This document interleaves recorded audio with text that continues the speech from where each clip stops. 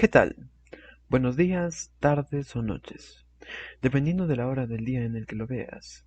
El día de hoy vamos a hablar sobre los géneros literarios de la Biblia.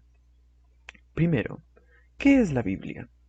La Biblia es una colección o recopilación de libros sagrados que contiene las historias, doctrinas, códigos y tradiciones que orientan a los cristianos, con base en la tradición judía, en caso del Antiguo Testamento, y el anuncio del Evangelio en el caso del Nuevo Testamento. Ahora, empecemos con los datos curiosos. Número uno. ¿Quién es el autor de la Biblia? El autor de la Biblia fue Dios. Los escritores fueron los instrumentos que escribieron bajo la inspiración de Dios. ¿Sabías que la Biblia, antes de ser escrita, era una enseñanza oral? Número 2.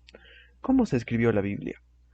La Biblia se escribió por los apóstoles, quienes, inspirados por Dios, escribieron los diferentes capítulos y versículos de la Biblia. Número 3. ¿En qué idiomas se escribió la Biblia? La Biblia se escribió en tres idiomas. Estos eran el hebreo, el arameo y el griego. La gran mayoría del Antiguo Testamento fue escrito en hebreo, que era la lengua propia de Israel.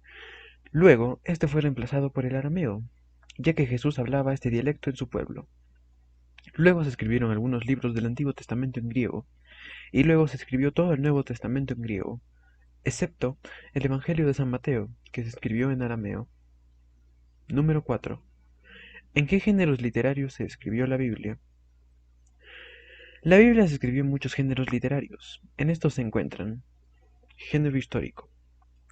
Este es todo relato que está contado en forma de historia, pero es importante señalar que no necesariamente esta historia tuvo que haber ocurrido en realidad. Es decir, que solamente necesita ser narrado como historia para pertenecer a este género.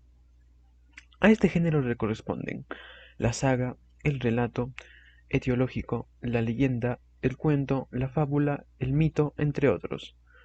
Podemos considerar históricos los libros de Josué, Jueces, Samuel y Reyes, y también otro grupo de libros como Crónicas, Esdras y Nehemías, pero recuerda, con histórico no nos referimos al sentido anglosajón de la palabra. Lo que pretenden estos textos no es simplemente relatar las cosas que sucedieron en otra época. Estos tienen otra finalidad, la cual es enseñarles a los demás el pasado, para que no se cometan los mismos errores que en el pasado. Ley. En este género caben todos aquellos textos de corte legal, cuya misión es regular el comportamiento humano. Suelen estar formulados de dos maneras. Apodíctica, es decir, la ley como mandato, bien sea en forma positiva, santificarás las fiestas, o negativa, no matarás. Género profético. Es uno de los géneros literarios más característicos de la Biblia.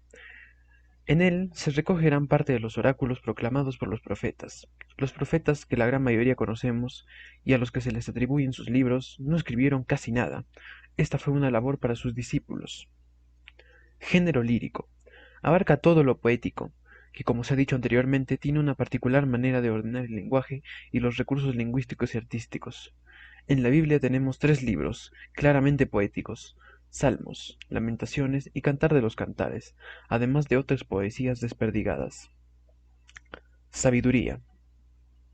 Género literario cuya preocupación es la vida cotidiana, reflexiones sobre diversas realidades de la vida, sobre las más grandes interrogantes de los hombres, formulados por sabios y pensadores.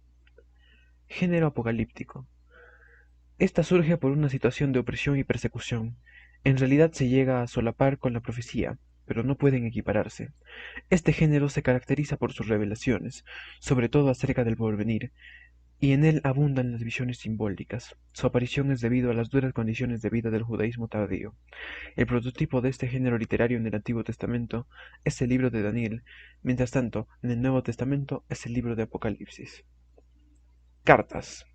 Género literario que tiene más importancia en el Nuevo Testamento. Esto debido a que casi la mitad de él son cartas. En el Antiguo Testamento hay algunas cartas insertas en los libros historiográficos o proféticos. ¿Ves la importancia de la Biblia? La importancia de conocer todos, todas sus partes y géneros literarios para poder llegar a comprenderla mejor. Yo soy Joel Gonzalo Valverde Cueva. Muchas gracias.